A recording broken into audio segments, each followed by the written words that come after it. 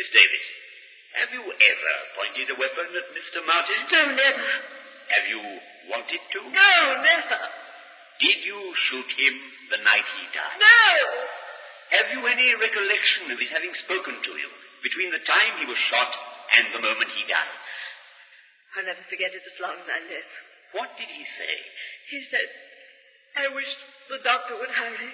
I want to tell him that this was an accident. It's not your fault. He said it over and over. And then he was dead. Thank you, Miss Davis. Your witness.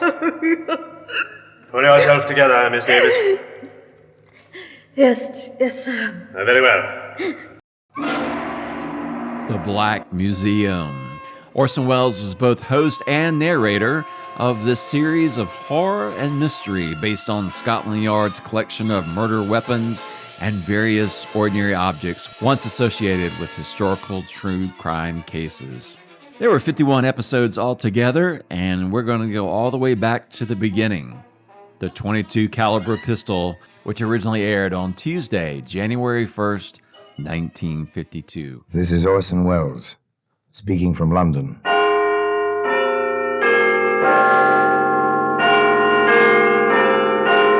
The Black Museum, the repository of death. Yes, here in the grim stone structure on the Thames, which houses Scotland Yard, is a warehouse of homicide, where everyday objects, a skillet, a screwdriver, a photograph, all are touched by murder.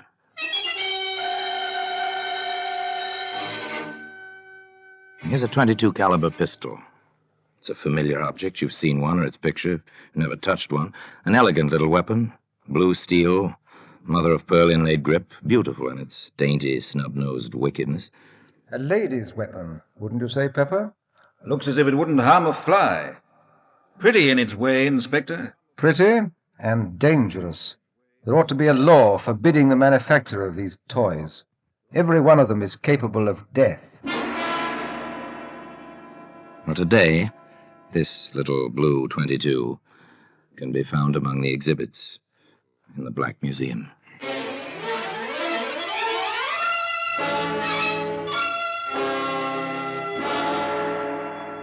From the annals of the Criminal Investigation Department of the London Police, we bring you the dramatic stories of the crimes recorded by the objects in Scotland Yard's Gallery of Death, the Black Museum.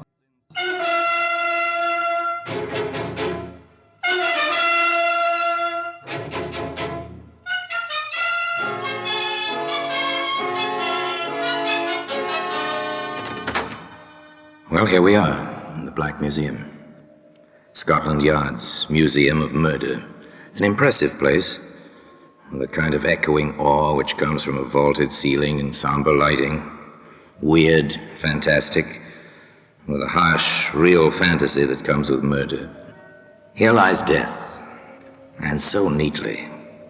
Each object placarded with a small white card labeled with black lettering, name, place, date, disposition of the case. Here's an odd-looking ashtray, soapstone. It's carved rather nicely with the crouching figure of a woman. Something decorative for your living room, but observe closely now the red-brown stain on the rim. Lift up the tray, hold it by the figure of the woman. Oh, yes, it's comfortable in your hand, and suddenly, this is a weapon. Ah, here we are, the little blue .22. It's silent now. It was silent, too, during Vivian Davis's cocktail party in London's smart, sophisticated West End. In Vivian's quite chic apartment. It was not destined to be silent, though. Not very long. It's a nice place, Vivian's apartment, if you go for ultra-modern glass and metal combinations. Nice people, too. Well, nice looking, anyway. Young men are quite impeccable. The young ladies are lovely, lush, well aware of the well-put-together attractiveness. Oh, yes, these are the chic young people. Larry, darling, have you been watching Vivian and Donald? What else, sweet? They are at dagger points, aren't they? Well, frankly, Larry, if Viv has one more martini, she'll kill Donald with a look. An alcoholic look, at any rate. Why all the fuss and bother? If Donald wants to play, she ought to let him. I know at least 3 males who are perfectly willing to give Viv a time, really. Including yourself, Larry, my sweet? No, darling, I'm the 4th. But then why bother? A trifle strange, isn't it? The ultra-sophisticated, the over-civilized, and yet, beneath the polish, the same old jealousy that you can find in savages. Oh, yes, simple jealousy. For instance, at this moment, Vivian herself is approaching the chrome and plastic bar where Donald is mixing a drink.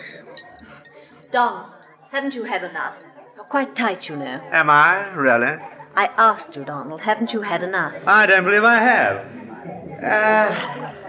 Will you have one, dear? I've had enough, let me tell you.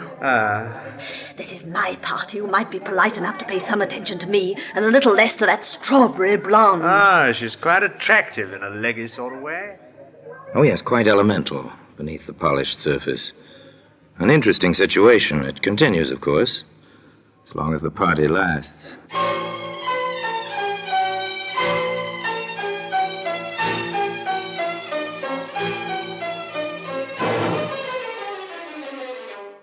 It continues, as a matter of fact, well past the end of the party, even to the moment when May and Larry are making their farewells. The last of the guests to go. It was simply marvelous, Viv, darling. Just delightful. I always adore your parties, Viv. The liquor flows like water. Oh, thank you both for coming. My little parties wouldn't be the same without you. Isn't that so, Donald? Huh? Yes, yes, of course. Coming, Donald, old son? Well, I don't exactly Oh, know. Larry, please. What? Oh, put my foot in it, haven't I? I'm sorry, old man. Au revoir, Viv. Let the martinis run again sometime soon. Bye, darling. Ring me, won't you? Oh, soon, darling, quite soon. Donald's for it now. Did you see the look in her eye? Come along, dear. Don't be catty. Oh, I don't know. The party's over now. Silence descends on the carpeted hallway for a moment or two. And then, through the muffling walls... You stupid little, silly little beast and that woman. Oh, stop it, Viv. I'm not interested in her. I've Don't told you you make time me look and such a time perfect again. idiot. Man versus woman. Why you never leave A me? jealous woman. Where does it go? Isn't it obvious? Of course. Somebody's bound to be hurt.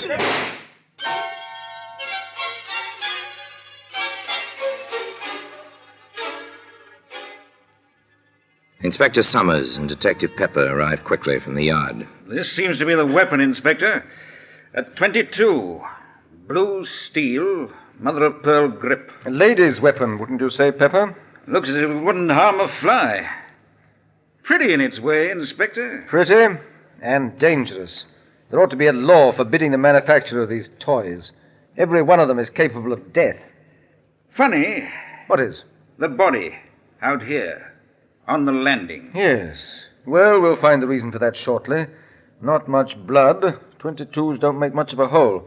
Stay here, Pepper. I want the pathologist to see the body before it goes to the morgue. You know the procedure. I'll be inside with the prime and only suspect. Yes, sir. I understand.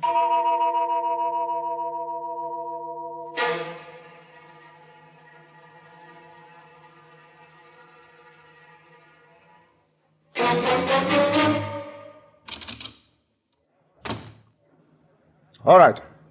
Tell me how it happened. Don't you dare to talk to me like that.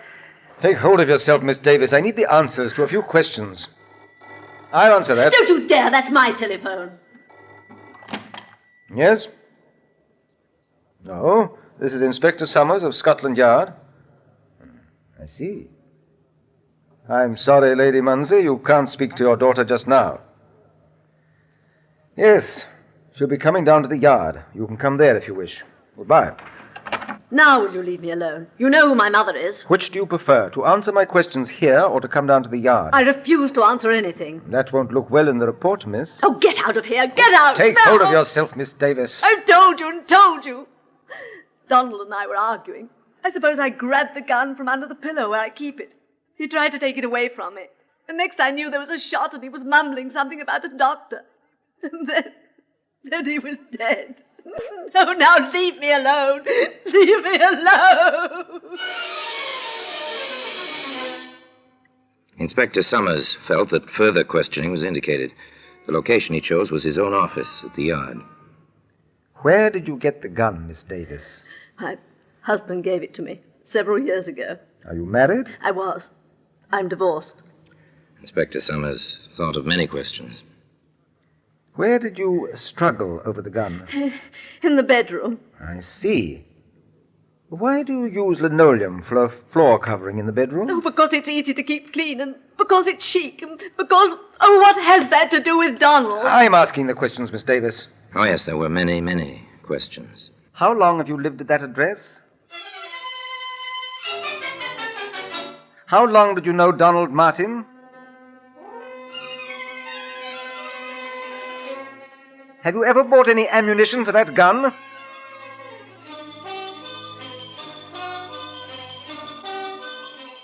What were you quarreling about?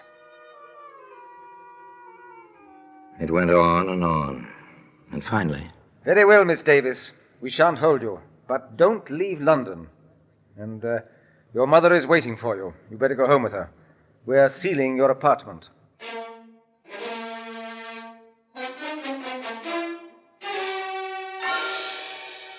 An inconvenient matter, violent death from a gunshot wound. Apartments are sealed, people investigate. One's whole life is turned inside out. And then there are the experts. The scientific facts contradict some of Miss Davis's statements, Inspector. They do? For instance? There's no evidence of any scorching of the clothing round the bullet hole. From that fact and the spread of the smoke stain, I deduce that the gun was held from 3 to 6 inches from Martin's chest. As the blood ran down the chest, he must have been standing at the time. It would be practically impossible for him to hold the weapon himself in that position. Could he have clutched the barrel, say, in an attempt to take it away from Miss Davis? In that case, his fingers would be singed, or at least blackened. They're not. I do not believe that the man was touching the weapon at all when it was fired. An embarrassing conclusion, to say the least. There were other things. I've checked Martin's shoes at the morgue, Inspector. Well? If they struggled in that bedroom, on that polished linoleum floor, his shoes would have had to scratch the floor.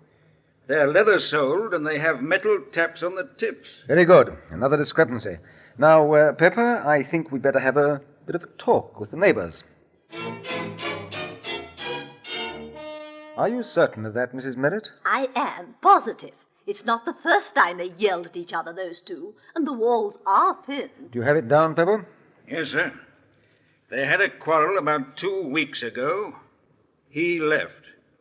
She leaned out of the window, only half-dressed, and shouted at him, "Laugh, baby, laugh for the last time." And then she fired a gun at him. Thank you. Now then, Mrs. Merritt, before the shot last night, did you catch any of the words they said? His? Oh, no, sir. But, well, her bedroom is next to mine, and I heard her say, as clear as day, and at the top of her lungs, "I will kill you." Thank you, Mrs. Merritt. Anything else? No, sir. Very well. Let's go, Pepper. All right, Pepper. I think we have the makings of a case. Pick her up. We'll book her for willful murder. And today, the little blue 22, which was to play such an important part in the case, can be seen among the other exhibits in the Black Museum. In just a moment, we will continue with The Black Museum, starring Orson Welles. And now we continue with The Black Museum, starring Orson Welles.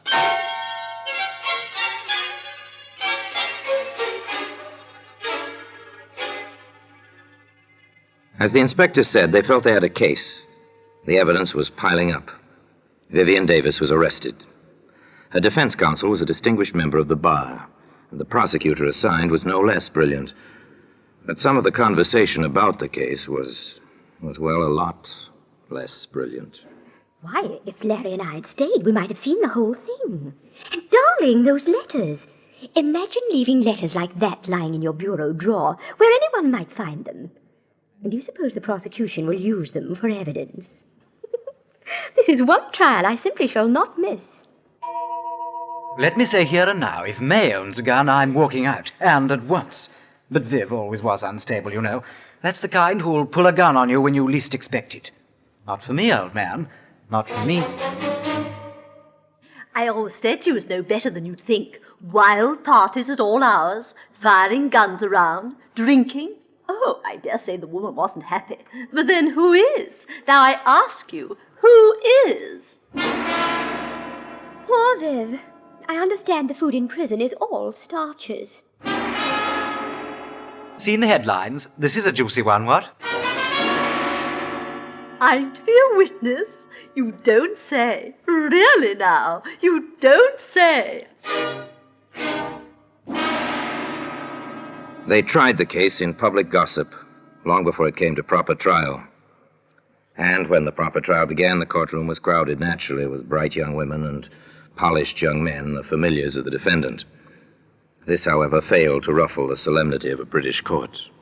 I shall permit no demonstrations.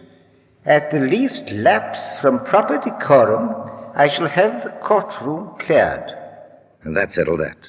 The trial proceeded.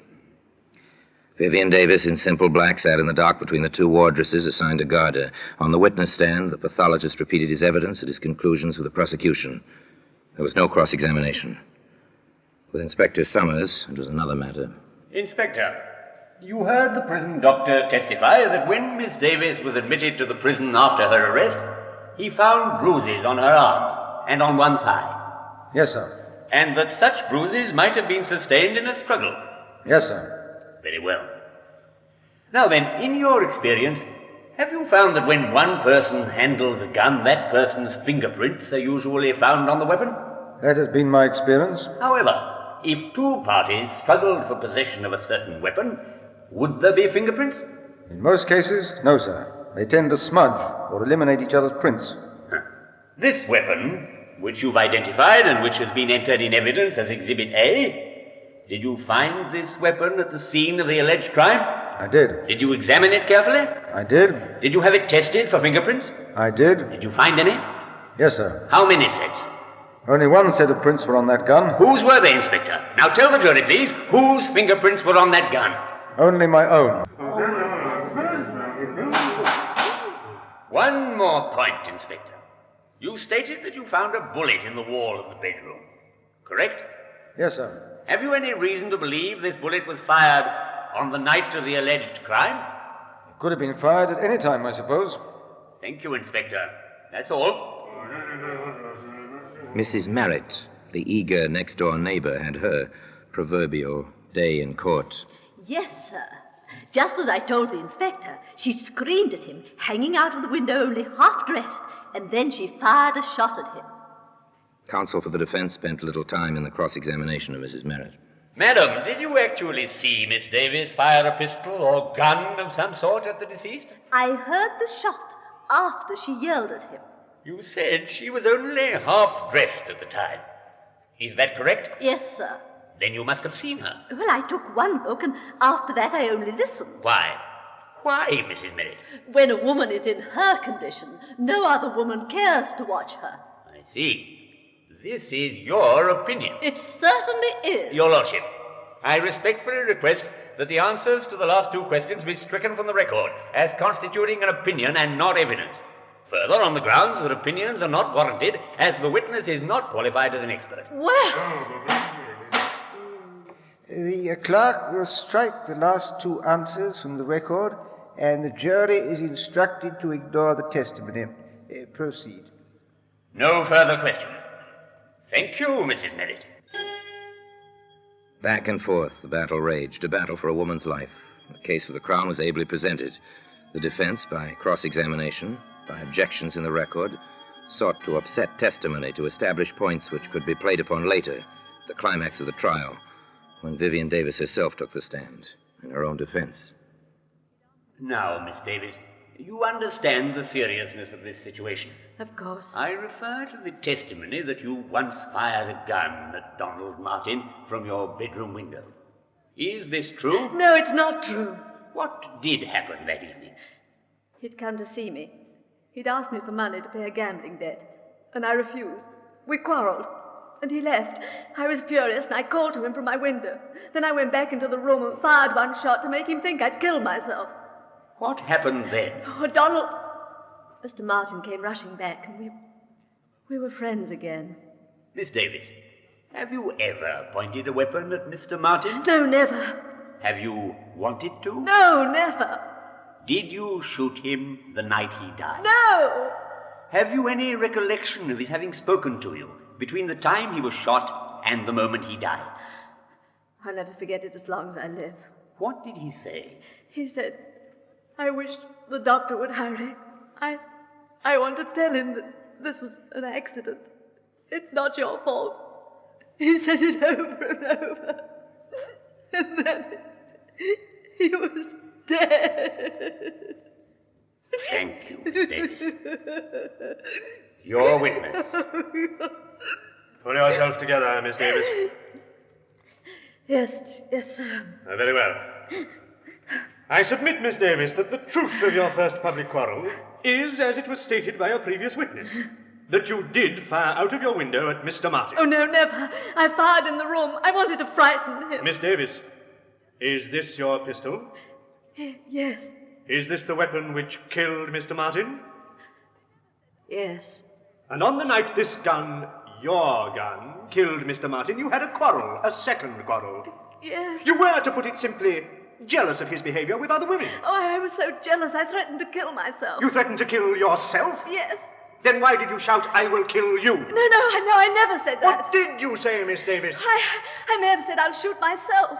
The other, I never said. Why should I? I was jealous, but that was because I loved him. Oh, you've got to believe me. I loved him. I did. I did. There was more, much more, over and over, but they never managed to shake her on the essential points. I never pointed a gun at Donald in my life. And, of course, I never said I'd kill him. I said I'd kill myself.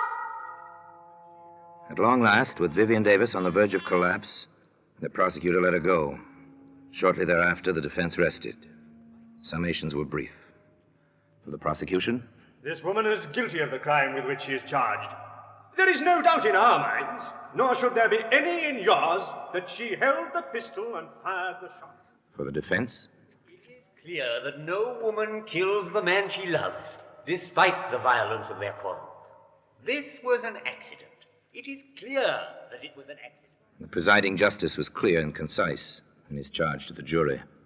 Gentlemen of the jury, in conclusion, let me advise you there are three possible verdicts you may return under the present indictment. Guilty of murder, guilty of manslaughter, or not guilty of any offense. I commend the accused to your most painstaking deliberations. The jury filed out. They stayed out for 2 long, weary hours. There was chatter in the courtroom. There always is. But even the gossip was subdued. Everybody waited and waited. But it seems perfectly incredible. A murder trial, and I've been in on it since the beginning. I do hope the judge wasn't as much against her as he seemed to be. It was really too exciting for words. I've had more dinner invitations because I know Viv. Oh, well, after all, the poor girl might be hanged, you know. Oh, grisly thought. Well, for my part, even if she gets off, there'll be one advantage. She'll never be my neighbor again, and that will be an improvement, I'd say. And at long last, the waiting was over. The prisoner arose in the dock, at the judge's request. The foreman of the jury faced the prisoner in the court. The age-old formula was intoned by the clerk. Members of the jury, have you agreed upon a verdict? We have. Do you find the prisoner guilty or not guilty of murder? Not guilty. Do you find the prisoner guilty or not guilty of manslaughter? Not guilty. Yet, despite that verdict, the little blue 22 can be seen today among the exhibits in the Black Museum. Orson Welles will be back with you in just a moment. Now here in person is Orson Welles. Yes, they let Vivian Davis go free. In many minds, the question was, and still is, did Vivian Davis get away with murder? Frankly, I don't believe anyone gets away with murder. Murder stays with the killer, twisting mind and heart and soul, even in the unsuspected and therefore unsolved cases. Where Vivian Davis was concerned, Perhaps the real crime was insecurity and the kind of violent jealousy that grows from fear. I don't know. That's for the psychologists, not for you and I to decide. Meanwhile, the little Blue 22 remains in its customary place in Scotland Yard, in the Black Museum. And now, until we meet again next time, in the same place, and I tell you another story about the Black Museum, I remain, as always, obediently yours.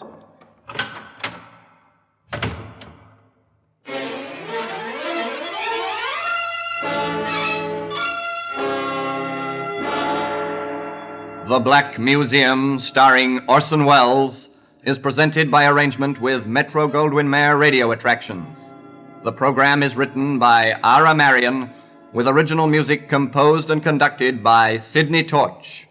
Produced by Harry Allen Towers. And that was the first episode from the Black Museum titled The 22 Caliber Pistol. And this edition originally aired on January 1st, 1952. This story is based on the real-life 1932 shooting of Michael Scott Stephen by his lover, Elvira Barney. On May 31st, 1932, neighbors at 21 William Hughes Knightsbridge were woken by a heated argument. Shortly after, Michael Scott Stephen was found shot to death on the stairs of Barney's flat. Barney claimed that the shooting was a terrible accident. She testified that she had threatened to commit suicide during a fight, and the gun went off accidentally while Stephen was trying to wrestle it away from her. Neighbors testified they had heard Barney shout, "Laugh, baby, laugh," for the last time during a previous altercation where she allegedly fired a warning shot at Stephen from a window. Barney was represented by Sir Patrick Hastings, and he successfully portrayed her as a tragic, hysterical figure and a victim of her own emotional chaos. The prosecution struggled to prove intent beyond a reasonable doubt, partly due to the lack of direct witnesses to the actual shooting. On July 17, 1932, despite strong circumstantial evidence, the jury found Barney not guilty of both murder and manslaughter. She was only convicted of the minor charge of illegal possession of a firearm. The verdict was met with significant public anger, with many feeling she had escaped justice due to her wealth and social status. However, as Orson Welles said, does anyone really get away with murder? Disowned by her family, Barney moved to France and continued a lifestyle of heavy drinking and drug use.